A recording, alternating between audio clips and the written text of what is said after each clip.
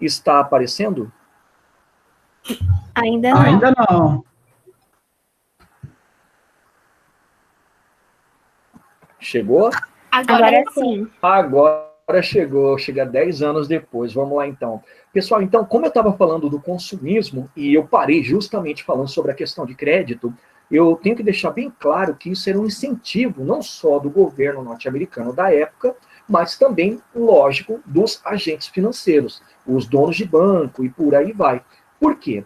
Porque havia uma necessidade de você sim ter que alimentar o consumismo para também fazer valer esse crescimento econômico e, com toda certeza, o alavancamento do sistema capitalista aqui, não só da economia, tá certo? Então, ele é um ponto interessante para demonstrar que a liberação de créditos, ela passou a ser muito bem-vinda pela comunidade, pela população, mas viria a se tornar uma dor de cabeça, porque nem todo mundo tinha como honrar com o pagamento dele. Mas que é uma coisa espetacular, a partir dessa liberação de créditos para incentivar o consumismo, também se incentivou uma coisa chamada especulação financeira. Todo mundo sabe o que é? Tchutchucos, nesse momento aqui, isso há muitos anos, né, há muitos séculos, era muito comum as pessoas pegarem dinheiro e aplicarem em bolsa de valores, tá? Então, isso era uma especulação financeira. É você pegar o dinheiro que você poderia pegar para abrir uma empresa ou para comprar alguma coisa, tipo um automóvel, e não fazer nada disso. Se preocupar em brincar com o mercado de ações. É uma especulação, porque você fica tentando ganhar dinheiro, aplicando dinheiro sempre numa ou em umas empresas. Sempre tentando conseguir alguma coisa, aplicando em algo que fosse relevante. Então, se tornou um costume de um cidadão comum, tipo eu, rapaz latino-americano, careca, de bom berço, mas professor, que pegava o dinheiro, um salário ou até mesmo crédito e comprava a ação de uma empresa. Ou seja, aplicava no mercado de ações. Tá legal? O que acabou gerando? Acabou gerando muito mais euforia. As pessoas foram percebendo que, já que a economia estava bem, o próprio sistema financeiro também estava bem. As empresas estavam produzindo, estavam lucrando, e, consecutivamente, esses que compraram ações também estavam começando a estar bem, estavam tendo dinheiro de forma mais costumada. Tá certo? Mais um ponto do American Way of Life. Vamos dar sequência. O American Way of Life, ele manteve uma coisa desde o final da Primeira Guerra Mundial, que foi o isolamento, tá? Mas atenção, o isolamento em questão é o isolamento político. Olha que loucura. Os norte-americanos, eles começaram a selecionar qual seria o local de ação da política externa deles. Então, por exemplo, eles se preocuparam muito mais com a América Latina, fazendo valer ainda as ideias da doutrina Monroe. Todo mundo lembra que é a doutrina Monroe, né? A América para os americanos, do que se incomodar com a política europeia. Olha que coisa interessante, nota de rodapé. O único momento em que os norte-americanos romperam com esse isolamento político foi apoiando o Plano Dewey, ajudando na reconstrução da Alemanha e, consecutivamente, da Europa. Mas, tirando isso, os norte-americanos nunca se intrometeram na política externa europeia. E é muito interessante porque a gente começa a reparar o seguinte: esse isolamento faz com que os norte-americanos comecem a se preocupar consigo mesmos, né? Essa euforia pelo crescimento econômico era uma euforia que valia muito mais para eles, e começaram a utilizar a América Latina como local de atuação de crédito. Lembra que eu falei para vocês? A Inglaterra, como nação potência, agora em crise, retirou os investimentos espalhados pelo mundo, e os norte-americanos passaram a meio que ocupar o local da Inglaterra. Então, aqui no Brasil, teve muito dinheiro norte-americano entrando. Dinheiro que era utilizado em compra de maquinário, dinheiro que era utilizado na manutenção da política cafeeira, né? Da nossa política agrária. Então, é legal, porque os norte-americanos eles se preocupam muito com a questão econômica, muito com eles, mas que se lasque a Europa no sentido político. Eles não iriam se intrometer lá. Tanto é fato, Tchutchucos, que a gente sabe que a Liga das Nações, lembra aquele organismo criado depois da Primeira Guerra Mundial para tentar resolver as coisas de forma diplomática, não funcionava. porque não tinha presença norte-americana, que só era a economia mais relevante do planeta. Tá legal? E o que isso acabou gerando, tchutchucos? Acabou gerando dentro do país uma coisa chamada de moralismo político. O que é isso aí?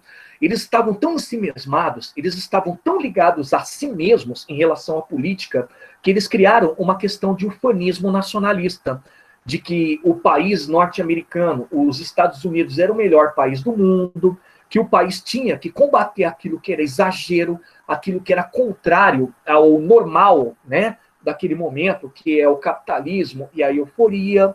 E olha só os dois exemplos desse moralismo político. O primeiro moralismo que nasceu, tchutchucos, era o combate a ideias socialistas. Socialista bom era um socialista morto. Muitos socialistas, mesmo sendo norte-americanos, foram presos, foram executados, até porque criavam um crime para eles, do tipo, falavam que ele foi responsável por um assassinato, criavam para poder matar, tá? Exilavam. Então, o combate às ideias socialistas fazia parte desse moralismo político, dos americanos combaterem tudo aquele que não era pró-Estados Unidos, que não era pro bem da nação. E todo mundo sabe que o socialismo, nesse contexto, não era mesmo, né? Afinal de contas, a nação estava vivendo o ápice do capitalismo, estava vivendo, talvez, o melhor momento da economia deles, ok? Outro exemplo de moralismo é o que vocês vão ver no filme, por exemplo, Os Intocáveis, vão acompanhar também Bonnie and Clyde, é a lei seca. Olha que doideira. Se vocês reclamam, e na verdade é muito importante não reclamar, da lei seca aqui no Brasil, lá, tchutchucos, era muito pior. A lei seca, que era chamada de emenda americana, se eu não me engano, a 14ª emenda americana, ele estabelecia a proibição a bebidas alcoólicas. Mas calma, era a proibição de compra e venda, não podia haver nem compra nem venda, e também a proibição da produção de bebida alcoólica. Então, entre os anos de 1919, 20, que é quando a lei começou a ser colocada em prática de fato, até 1933, nenhum norte-americano podia consumir, vender ou produzir bebida alcoólica. Qual que era a alegação deles? A alegação é de que você, com a lei seca, proibindo essa beberagem toda, estaria moralizando a sociedade. E moralizando a sociedade, você também criaria um moralismo político. O bom cidadão votaria bem, saberia não vender o voto. O bom cidadão, se fosse um político, seria um ótimo político. Entenderam? Então era uma coisa muito, muito louca, porque eles falavam que combater a bebida era criar um novo ser humano, um novo estadunidense, que é um cara super regrado, um cara super moral. Tá legal? Agora, o tiro sai pela culatra, né? Tchutchucos, a lei seca produziu o crime organizado nos Estados Unidos. E o maior exemplo, que é o que eu tenho certeza que, quando eu falei, muita gente não lembrou, agora vai associar, é o Scarface, é o Al Capone. Al Capone, tchutchucos, ele era dono de Chicago, Illinois, cidade lá no norte dos Estados Unidos. E, galera, o cara praticamente era também o dono de todo o contrabando de bebida alcoólica na costa leste norte-americana. Tinha até uma frase na época que era mais ou menos assim: o presidente comanda a política norte-americana, mas o Al Capone comanda a economia. Esse cara era muito rico, tchutchucos, e criou o crime organizado. Crime organizado pautado na violência, no suborno, pautado, lógico, basicamente na troca e prática de troca de influência. Então, o tiro sai pela culatra porque o que era proibido passou a ser feito de forma clandestina. Aí vai uma nota de rodapé. O Al Capone foi responsável pela morte de milhares de pessoas, desde políticos até pessoas que denunciavam ele. Nunca foi preso, nem por isso, nem pelo fato de contrabandear bebida, porque nada estava no nome dele. Ninguém conseguia ligar o nome dele a contrabando. Ele foi preso, tchutchucos, por conta de imposto de renda. Ele não pagava imposto de renda, só por isso ele foi preso.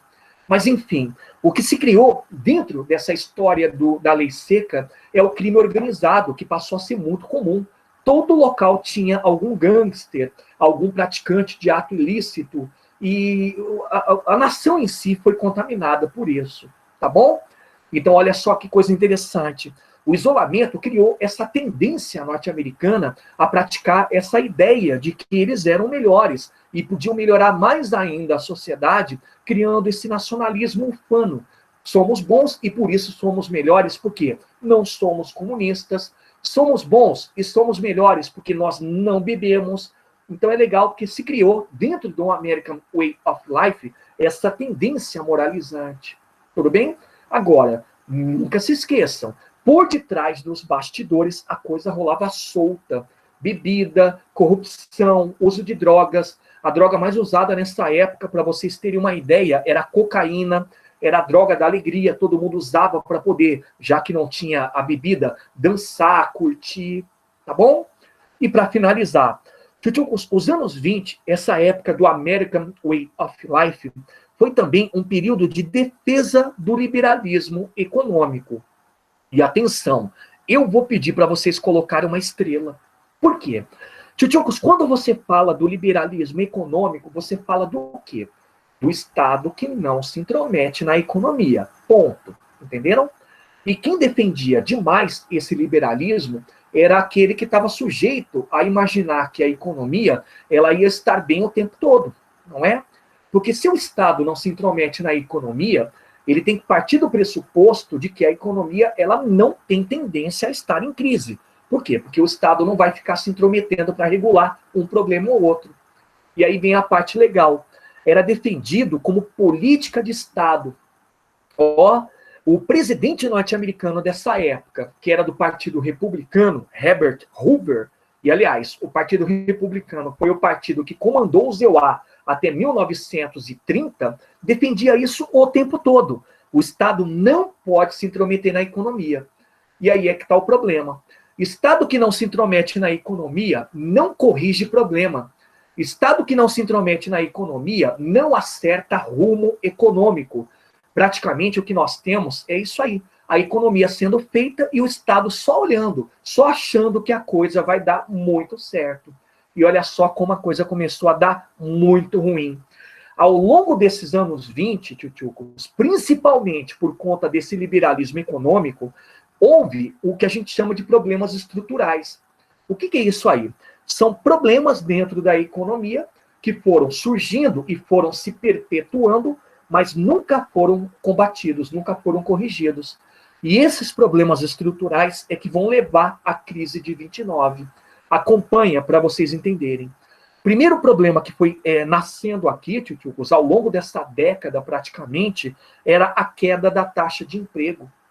Sabe por quê? Volta aqui, ó.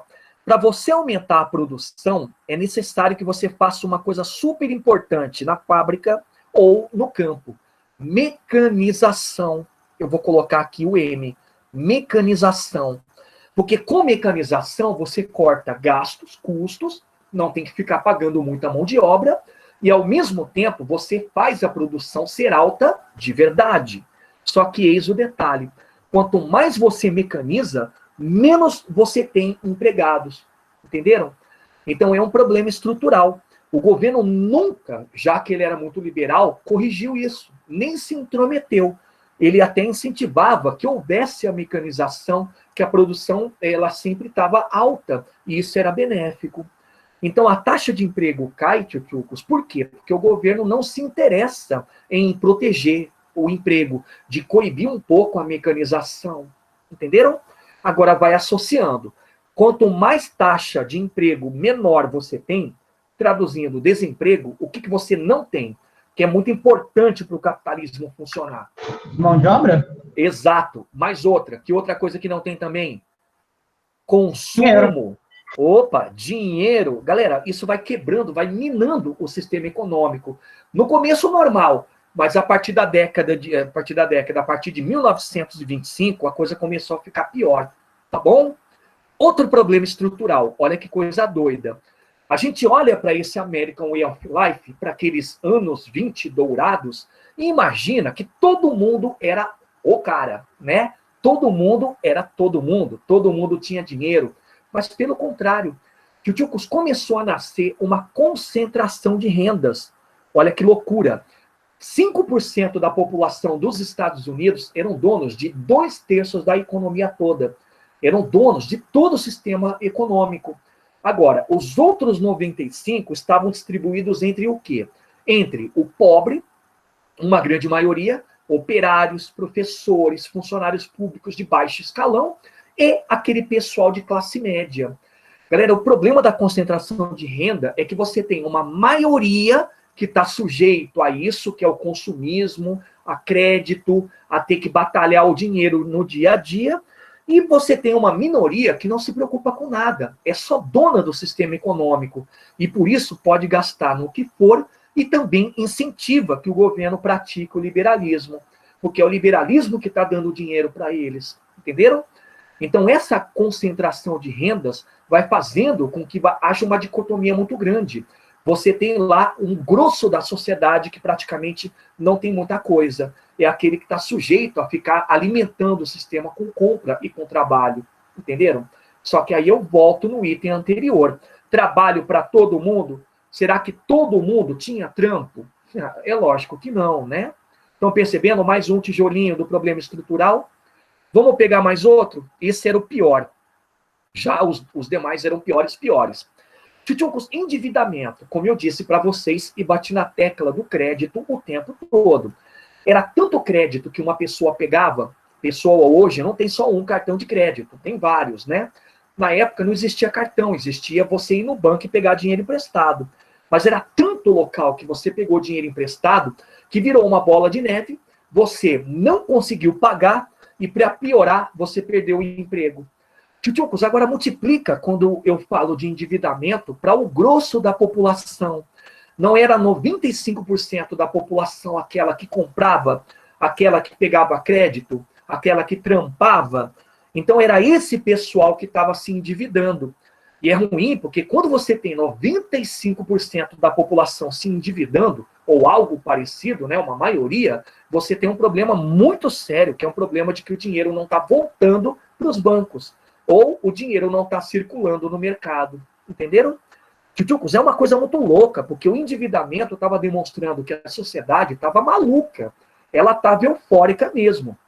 Comprando, pegando dinheiro, aplicando em mercado de ações, vivendo o carpe diem, como se não houvesse, desculpa, o amanhã. Tchutchucos, era muito ruim. Por quê? Porque o sistema em si depende das pessoas comprarem, mas terem crédito. Mas para ter crédito, você tem que pagar o que deve. Tá legal? E aí vem a porrada que todo mundo estava tomando e ninguém estava entendendo. Muitos não estavam começando a entender por que de repente, lá por volta de 1925, a economia estava travando, estava parando. E a explicação, em grande parte, eram salários. Vem comigo. Hoje, quando você fala da massa e da população, você fala de assalariado. Na época não era diferente. O assalariado, ele vive daquilo que ele tem como renda. Ele vive do salário que ele recebe. Então, logicamente, se você não tem aumento salarial, a pessoa passa a sobreviver. Ela não vive, entenderam? E com isso, ela começa a comprar menos. Ela começa, por exemplo, também a não pegar tanto crédito. Então, salário estagnado era um problema muito sério, porque você tinha salário que não aumentava. Ao longo de 9 anos, de 1920 a 1929, mais ou menos, o salário não aumentou sequer 3%. Olha que loucura. É muito pouco. Como é que você quer uma sociedade que consuma cada vez mais, aquela alta produção, por exemplo, se você não aumenta o salário?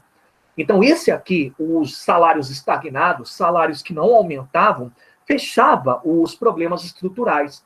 Demonstravam que o tempo passava, o American Way of Life era vivido, mas os problemas não eram corrigidos. E atenção, olha lá a estrela. O liberalismo econômico rolava solto. O governo não fazia nada. O governo incentivava, inclusive, que as pessoas vivessem, ou seja, que elas continuassem respirando esse American Way of Life. Tá legal? Alguma dúvida?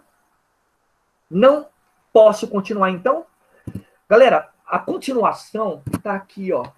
A crise começa a se manifestar a partir de 1925. E eu venho falando para vocês essa data já há um bom tempo, quando falei dos problemas estruturais, né?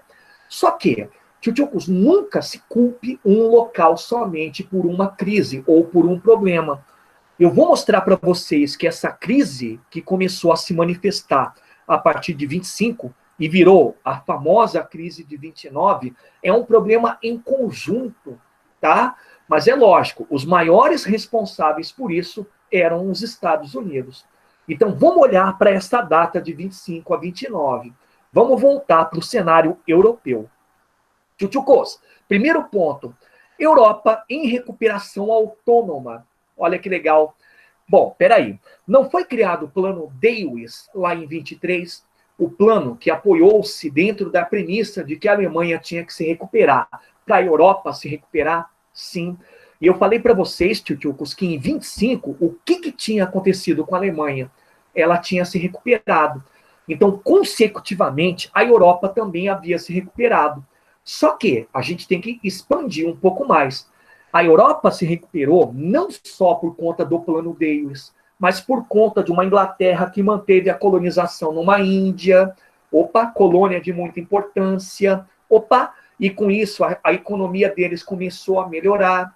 A gente tem que lembrar de uma França que insistiu em manter colonizações na Indochina, na Palestina, ali no Oriente Médio. Então, muitas coisas começaram a ter bons frutos para a França. Ela recebia lucro da venda de produtos nas colônias, matéria-prima. Então, aqui o que nós temos é um pacote completo.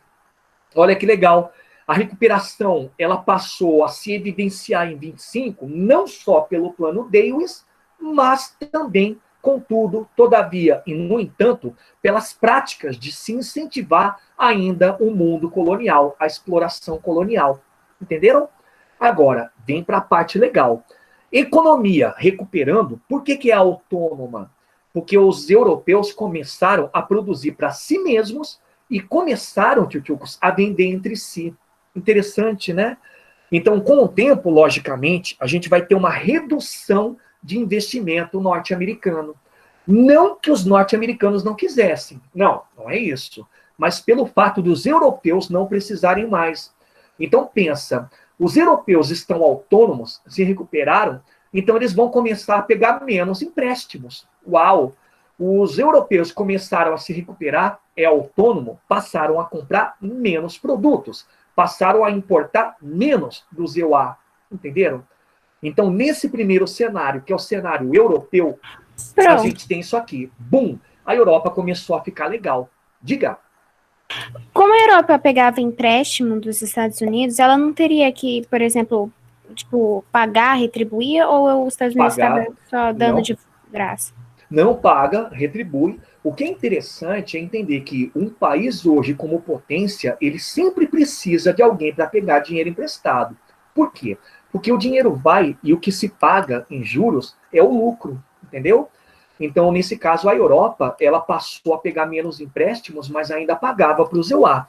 Só que não tem aquele tipo de pagamento como a dívida externa de um país como o nosso, né? A gente tem uma dívida externa que nunca foi paga e por isso é uma bola de neve. Não. A Europa, conforme ela foi se recuperando, ela foi pagando e terminando com aquele tipo de dívida, entendeu?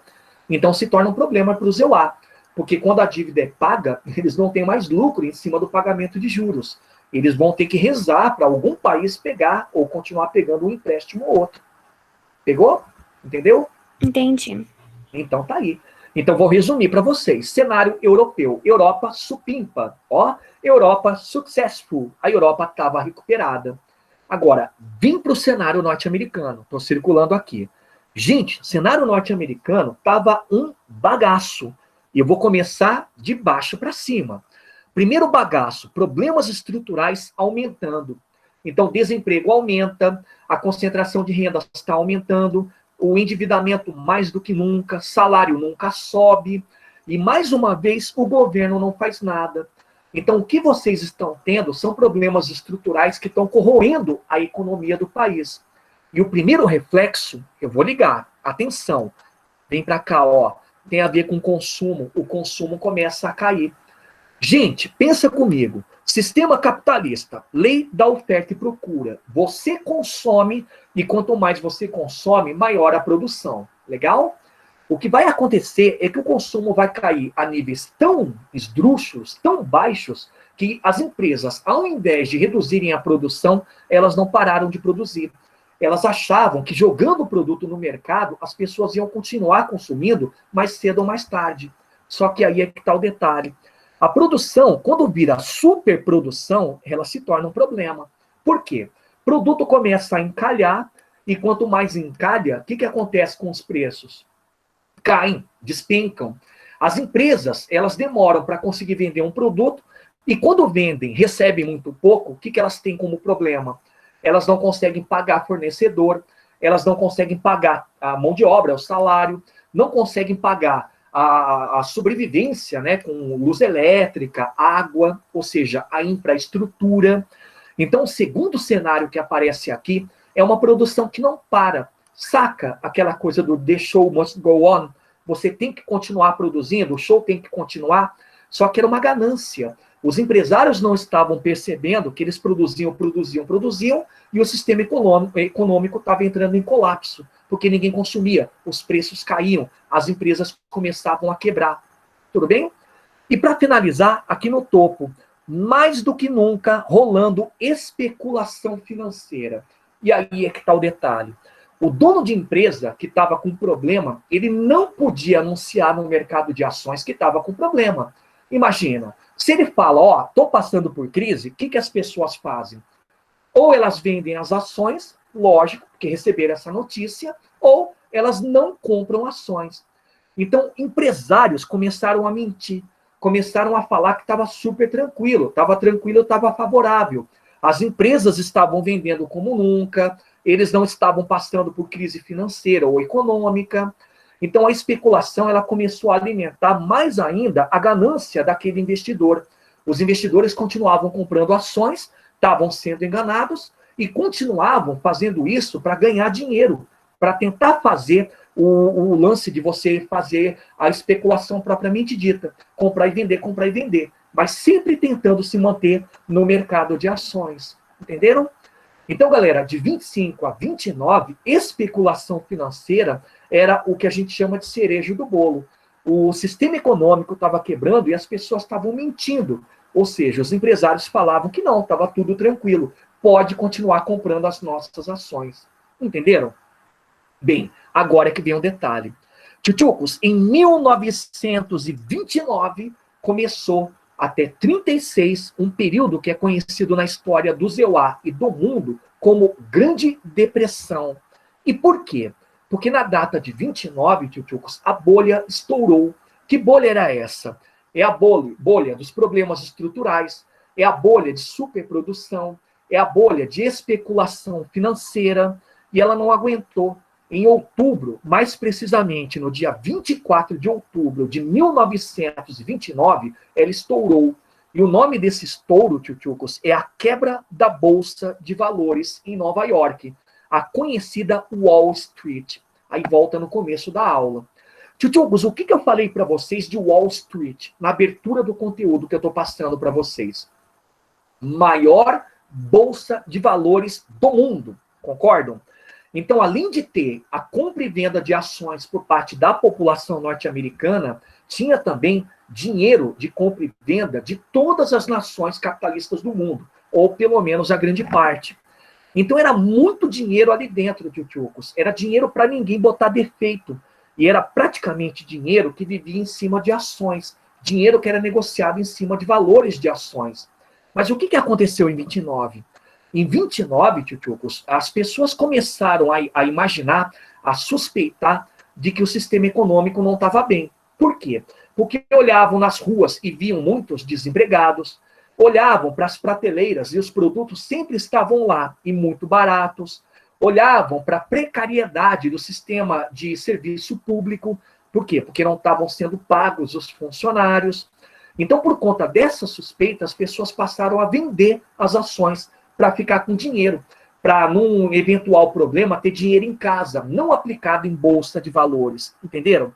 Só que, em 1924, as pessoas quase que ao mesmo tempo tentaram vender as ações, imaginando que estava para vir uma crise. E quando elas fizeram isso, elas foram as que iniciaram a crise. Por quê? Imagina que nesse dia 24 de outubro, tchutchucos, foram negociadas 13 milhões de ações de uma vez só. Então era todo mundo vendendo, não comprando, entenderam? Então, ao invés de entrar dinheiro dentro da Bolsa de Valores, só estava saindo. E isso foi o chamado Big Crash, ou, para vocês, Quinta-feira Negra. Em um dia, ou seja, no momento em que a Bolsa de Valores de Wall Street abriu, 8 da manhã, até às 5 da tarde, a Bolsa só quebrou. Ela chegou a patamares negativos, pessoal. Eu acho que muitos veem esses patamares negativos nas TVs, quando ligam lá para acompanhar jornal, mas é o quê? Uma queda de 3%, de 4,2%. Nesse momento, a queda foi de menos 280%. Então, praticamente implodiu o sistema econômico norte-americano.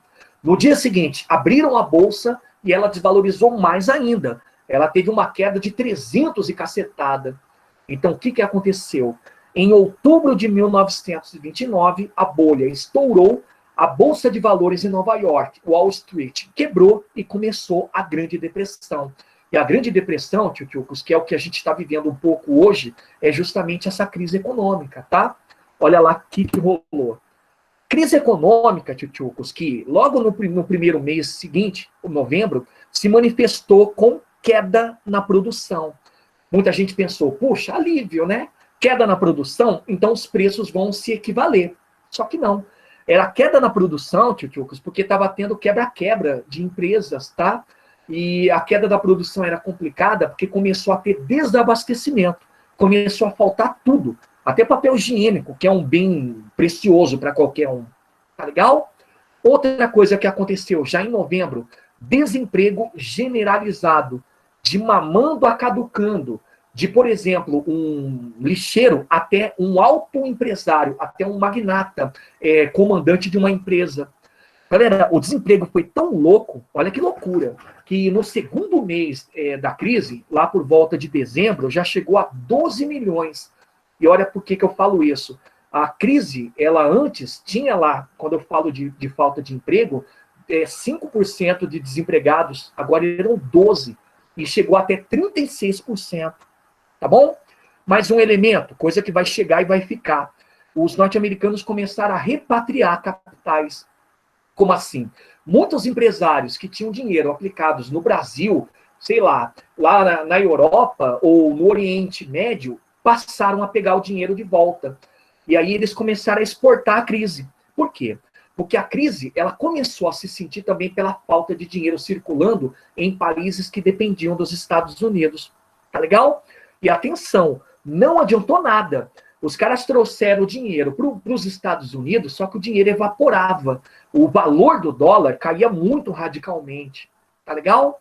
E para finalizar, tchutchucos, chegou para ficar falências de empresas e bancos de forma assim avassaladora. Era a toque de caixa. Só para vocês sentirem. Começo de 1930, questão de 2 meses e meio, 3 meses depois do Big Crash, a quantidade de empresas que havia quebrado era de 110 mil empresas. E os Estados Unidos tinham 250 mil. Bancos, mais de 4 mil bancos faliram. E os norte-americanos tinham cerca de 5 mil bancos. Pegaram? Então as falências, elas foram detonando. E reparem, elas acabaram criando o que a gente chama de círculo vicioso do sistema capitalista. Como assim? Quanto mais falência, menos emprego. Menos emprego, menos poder de compra. Menos poder de compra, menos você tem um sistema sendo reativado, porque você não tem dinheiro que possa circular. Entenderam? Então, esses reflexos, e principalmente as falências, acabam gerando esse círculo vicioso aqui, ó. Ou seja, isso é grande depressão. É você não ter nada de produção praticamente, as empresas quebrando o tempo todo, ninguém tendo emprego praticamente, era muito alto o número de desempregado, e a quantidade de consumo diminuindo sempre, passando a ser subconsumo. Entenderam? Galera, então isso foi a Grande Depressão. Isso, para vocês, é a crise de 29, que durou, se vocês viram na data, vou até voltar, até 1936. Então o mundo ficou em crise por durante 7 anos, pelo menos. Tá bom? Agora, olha para isso aqui. Eu não falei para vocês que a crise foi global? Falei, né? Galera, primeiro exemplo do quanto a crise foi global foi a própria quebra da Bolsa de Valores em Nova York. Porque quando o dinheiro evaporou, quem é que perdeu o dinheiro? Foi só o norte-americano? Não. Foi um cidadão britânico, foi o governo brasileiro, porque até governos aplicavam na Bolsa. E isso acabou trazendo a crise de forma um pouco mais contundente para o restante dos países europeus. E dois locais sentiram mais. Primeiro local, Europa. A Europa começou a vivenciar falências de forma muito mais agudizante do que aconteceu aqui no ZEUA. Desemprego, muito desemprego. Como eu falei para vocês, tivemos desempregos de 26%, 28%, até 30%. E o pior, pessoal, gancho para aulas a partir da semana que vem. A Europa começou a encontrar solução na extrema-direita. Então, aqui começou a nascer o nazifascismo. O Mussolini, por exemplo, começou a falar, olha, tá vendo? A Itália está quebrada porque o governo não arruma. Eu tenho a solução. A Itália está quebrada porque você tem muito liberalismo. Eu tenho a solução.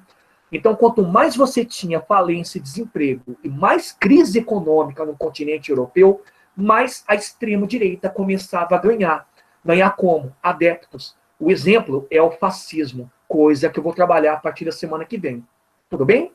Galera, de todos os países, na Europa, me citem um que literalmente quebrou. Não tinha mais nada para fazer. Itália? A Alemanha, cara, olha que doideira. A Inglaterra quebrou, a França quebrou, todos os países clássicos quebraram. Mas a Alemanha foi a que mais se lascou. Eu vou passar para vocês um exemplo aqui. A Alemanha, tchutchucos, na crise, ou seja, em 29, ela tinha um problema de inflação tão grande que para você comprar um pão, 50 gramas, tá? Você pagava, atenção, 250 marcos. Era muito dinheiro, né?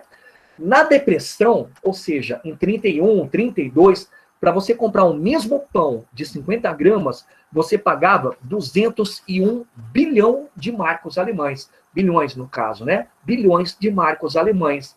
A Alemanha literalmente quebrou.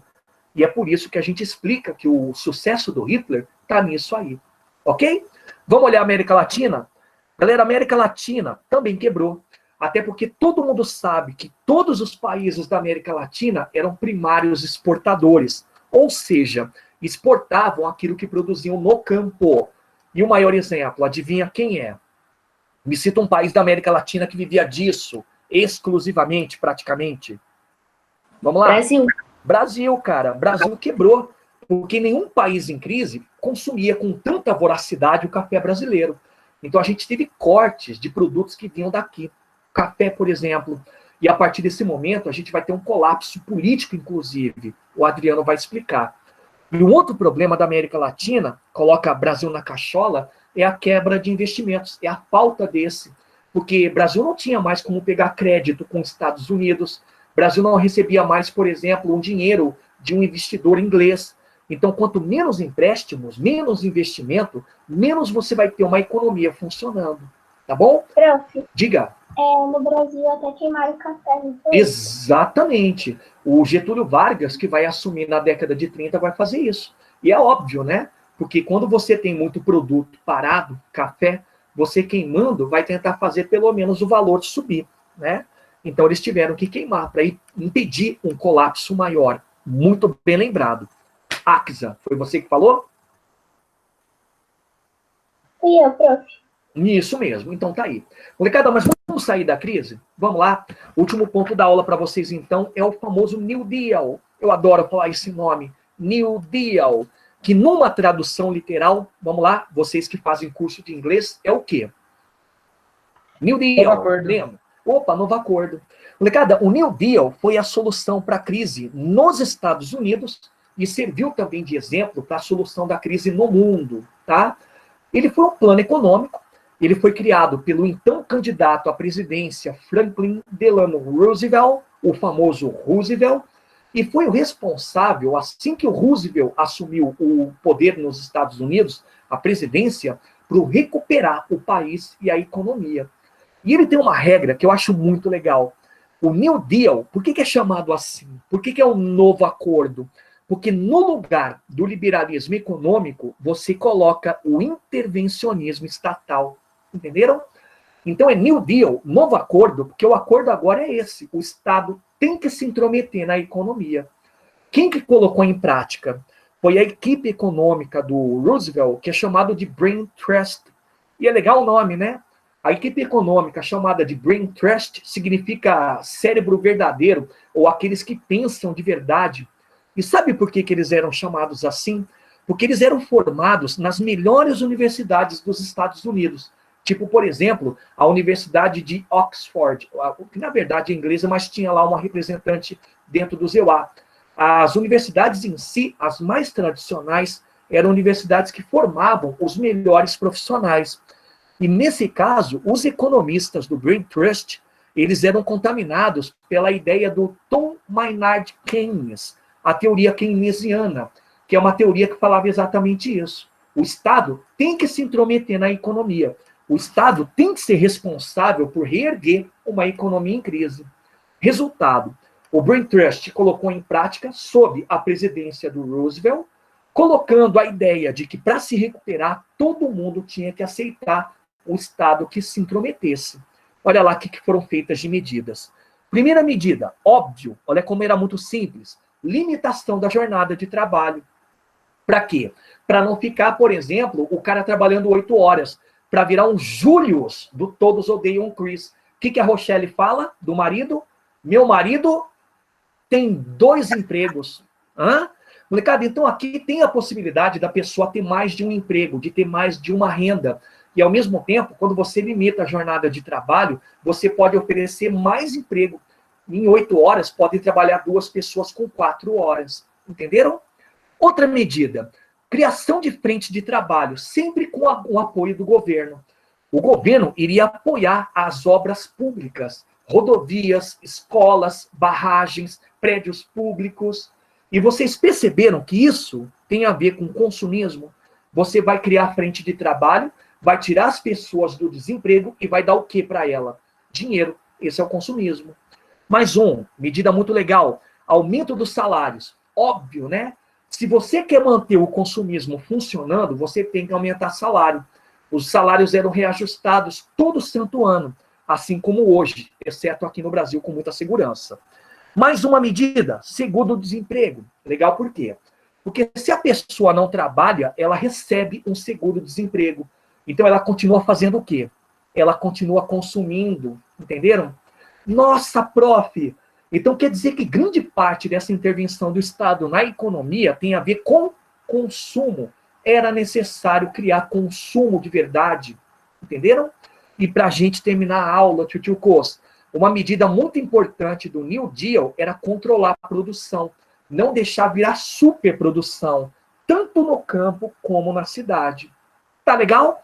Então vamos resumir. O New Deal, o plano econômico que foi estabelecido pelo Franklin Roosevelt e pelo Brain Trust, era exatamente isso.